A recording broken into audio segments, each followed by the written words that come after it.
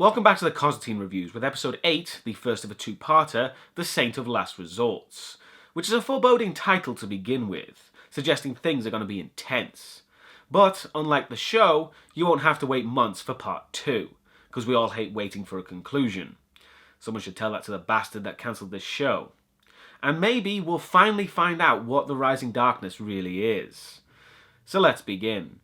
The episode begins in a Mexican convent where a woman has just given birth, and while she sleeps that night, something demonic approaches the child. When the mother wakes, the creature kills her, with the father and nun finding her dead, and the baby is now gone. Well, that was dark. It's about time this show stopped pulling punches and goes straight for the gut. But it is the first of a two-parter, so you expect this kind of heavy escalation at this point. In the Constantine cave, Zed is recovering from her angel encounter, which has caused her to start drawing a lot more. John shows up to talk about her experience, because when Zed touched the angel's heart, she got biblical flashes Old Testament style, hence the increased drawing. But Zed also shows John a strange demonic creature, and he identifies it as an Invenche, a particularly nasty and unstoppable demon from the time of Noah. But according to John, they were wiped out in the Great Flood. Which is incredibly dismissive of John to not actually think that Zed was drawing the Invenche for a really good reason. But it's possible that they are so dangerous that John doesn't even want to consider them existing still. But, failed to prepare and all that. But when John goes upstairs, Zed finds a woman, the nun from the convent, in a nightgown asking for him. Zed thinks she's just John's latest squeeze, but when he appears, he's shocked and surprised to see Anne-Marie. John tells Zed that Anne-Marie isn't actually there, which she confirms by passing a hand through her. Anne-Marie tells John about what happened at the convent, and she doesn't know if the events have a mortal explanation, but wouldn't be seeking help from John unless she had to. So no love lost there. Also, Anne-Marie's cross burned into her chest, so she's pretty damn sure it's supernatural. She then leaves, giving the address and reminding John that he owes her. As you can probably tell, Anne-Marie is another one of John's friends from his past, who all seem to be hiding in some form, from Gary's drug binge to John in the asylum, and now Anne-Marie in a convent. Which means she was also at Newcastle, and she clearly blames John for what happened there. John's off to Mexico, but he tells Zed she's staying in the mill to recuperate. But let's be honest, John's history with Anne-Marie is also a factor in that decision. John and Chaz have reached the convent, with the police already there, and of course they say something in Spanish to John, who regrets not bringing Zed along now. He asks one of the nuns for assistance, and is surprised to find Anne-Marie. She's glad to see Chaz at least. Anne-Marie and John sit down and go over everything that happened, and John wants to bring up their history together. But Anne-Marie brings it back to Astra and how she can't understand how John isn't affected by it. When someone from Newcastle shows up in the series, it shows how these characters deal with the trauma in very different ways. It emphasises their diversity in the characters, which is the good writing of the show. Anne-Marie mentions Gary Lester, making John visibly uncomfortable due to the ordeal of episode 4, and he changes the subject, getting to work finding the creature. Anne-Marie takes John and Chaz to the room where it happened, and he spies a hole in the wall, suspecting some kind of wall dweller that took the child, which is actually a red herring and unrelated to anything, but it is an opportunity for Constantine to show his knowledge and investigation skills. Back in the mill, Zed is still relaxing by drawing demons, oddly, but she's disturbed by the sound of a banging door coming from the ominous corridor. Upon investigation, one of the doors is swung open, and inside is a huge yawning chasm. The perfect installation for a perfect home. Oh, and also we get to see Zed's arse and thong as she pulls herself out, which I'm sure wasn't intentional. Returning to the convent, John has a solution to reveal who or what the creature is, but they're interrupted by one of the other nuns, which John starts flirting with in a rather over-the-top manner. You can't even turn it off around a woman married to God. What, you mean Sister Flirtatious? She started it. Yeah, I'm not excusing John here, but Anne-Marie is kind of ignoring the nun's part in that conversation. I think she might be a little bit too fixated on John and his wicked ways. They start the ritual to discover the creature by casting some runes, but there's a problem when the runes glow and suddenly burst into flames. Which is certainly a dramatic way to illustrate that what they're dealing with is very powerful indeed, because we the audience don't know what it is, so they're slowly ramping up the tension and suspense by doing this sort of thing. John needs a connection to the child, and Anne-Marie suggests the placenta, which is buried for good luck. So they go to the parents' house, and before digging, talk about how John cheated on her, really showing how much of a douchebag he used to be. They dig for the placenta with John apologising to Anne-Marie fruitlessly, and speaking of fruit, John notices the pear hanging from the tree is no ordinary fruit. Is that skin?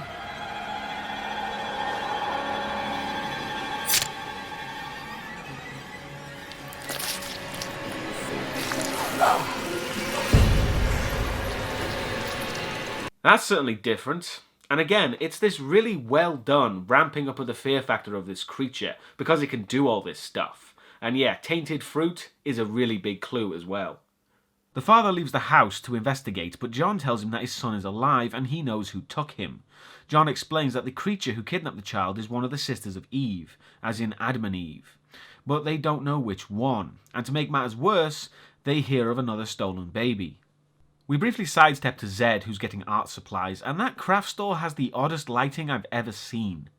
And the guy she was supposed to date last time shows up, and they agree to go for drinks together, which is when the guy informs the people he's working for that he's got Zed. As I said in the last Constantine video, this is the episode where we start getting some answers for Zed's history and backstory, and possibly find out where she really comes from. And of course, like most things in this episode, it's suitably intense. Zed and the guy drink together, but when she grabs his hand, she gets a vision of a big white vaulted room, which she seems to recognise. And coming out of the vision, Zed displays her usual cunning by pretending to be fooled by the guy, tricking him into coming back to the mill with her. At the convent, Anne-Marie consoles the latest mother victim of the creature, and John figures out that the missing child is the first father's grandchild, so he reckons something is targeting his family. As things seem to be getting quite dire, John uses a holy bowl, one of his mystical devices, to maybe get an image of the creature in the convent's fountain. Which, come to think of it, that is something he really should have done as soon as he got to the convent. Why did he choose not to use the bowl? Or maybe he was just searching for the most dramatic time to pull that trick out of his hat. Anne-Marie doesn't want her to perform the ritual as it could be dangerous for everyone, but John tells her that's why he's there, to do what she's incapable of doing, which he honestly has a point on that one. John goes to the fountain to summon the sister of Eve, first by placing worms around the fountain, weirdly, and he begins the incantation, but once again, the nun from before interrupts, preventing John from performing the ritual and threatening to call the police when he refuses to leave. John complies, but not before rinsing out his bowl, and when he does, he sees the image of the nun in the fountain. He then confronts the nun, asking her which sister of Eve she is. Deusdaecon. Nama. Lamashtu. And at the mention of her name, the nun gets a lot uglier and attacks John. And I apologise for cutting the action up, but these show's writers really do their research, because Lamashtu 2 is a real mythological creature. Although she bears similarities to Lilith, she isn't actually a sister of Eve, but she is described as she looks in the show, also stealing children and menacing women in childbirth. And yes, she is even, as John says, And a bit of a glorified vampire. there's more similarities which I'll go into, but let's get back to the action. Lamashtu starts drowning John in the fountain, but fortunately he manages to pull a knife, stabbing her, causing her to run off. But back at the mill, Zed and the guy are getting quite close, to say the least, but thankfully Zed isn't stupid and puts the guy in an arm lock, interrogating the guy. And he drops the act immediately, saying that her father wants her home, calling her Mary, which angers Zed enough to punch the guy out. Usually I wouldn't really like the show flipping between two separate plots, but I think it works, because with Zed, we're learning new things about her, and it's equally as intense as the plot with John. The stakes rise on the missing babies plot. As John explains, normally Lamashtu eats children, but at the moment she's keeping them alive for reasons unknown. And speaking with the father, he thinks speaking to his grandmother might shed some light on why his family is being targeted. The grandmother tells them about the brujeria, which certainly gets John's immediate attention, telling the others that they were powerful warlocks but have been extinct for centuries. However, current events would say otherwise. And outside the house, John actually lights a cigarette and smokes it. Which seems insignificant, but throughout the season we've never actually seen John smoke, so this is very surprising. Maybe the show somehow managed to get permission to show smoking, but I think it's a pretty good indicator of John's mental state as well, as he's been getting increasingly overt with his smoking habit. John tells Anne-Marie that the brujeria can't be back because they were banished by God and from hell. But of course he hopes they're not back because he has no way of stopping them. And then he puts two and two together and figures out that the rising darkness is the brujeria. So we finally have a name for the malevolent force, and the Brujeria are straight from Hellblazer as well.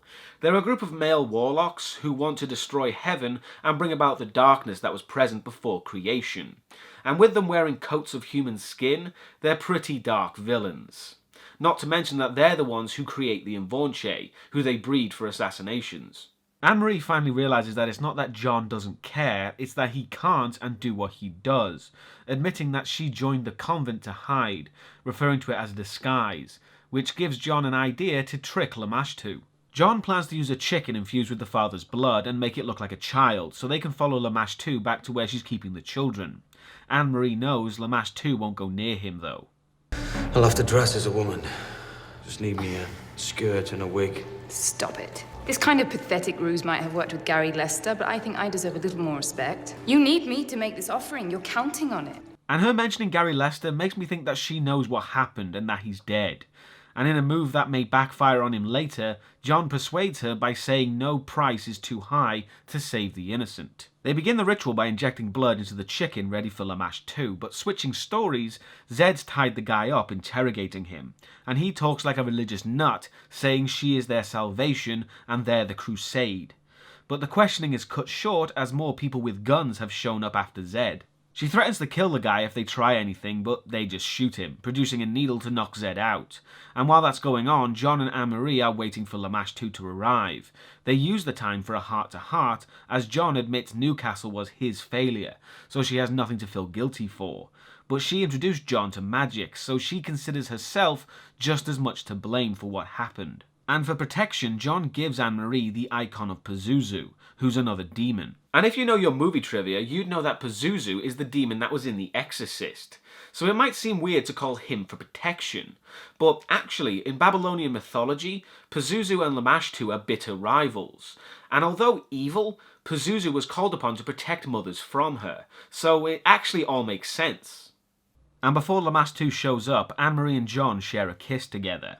And unlike the usual kind of love interest stuff, it makes sense for their characters and it isn't out of place at all. Anne-Marie calls to Lamashtu and she appears pretty much immediately, ignoring Anne-Marie, thankfully, and falling for the ruse thinking the chicken is a child. But of course the father ruins it by firing a gun and chasing her to a sewer. John convinces the guy to let them do their work, handing his gun to Anne-Marie and letting her and John go down after Lamashtu. And back in the mill, Zed is running from her would-be kidnappers, taking a dumbwaiter to the lower levels, and then into the corridor of rooms. But in a nice callback, when Zed is grabbed by one of the kidnappers, she manages to throw her into the chasm room, presumably getting rid of her. However, while trying to hide, Zed is caught by the other kidnapper as he injects her with the syringe, knocking her out. In the sewer, John, Chaz and Anne-Marie look for the children as they hear that Lamashtu has figured out the child was a fake. They find the babies in a cage and free them, but that's when Lamashtu appears wanting the children back. So John holds one of the babies hostage to get answers on the Brujeria. Anne-Marie is convinced that John would kill a child, but honestly, it's highly unlikely that he would kill a baby like that. And it doesn't really make sense for Anne-Marie to be so convinced that John would do such a horrible thing. John threatens to drown the child, so Lamashtu tells him that the Brujeria are planning to break the bonds between heaven, earth and hell, creating chaos. Lamashtu is confident that she can't be stopped, but John uses the Pazuzu amulet to keep her back, calling for the demon as Lamashtu is engulfed in flames and disappears, seemingly saving the day. But on the way out, they hear another child crying in the sewer, but it's not a child.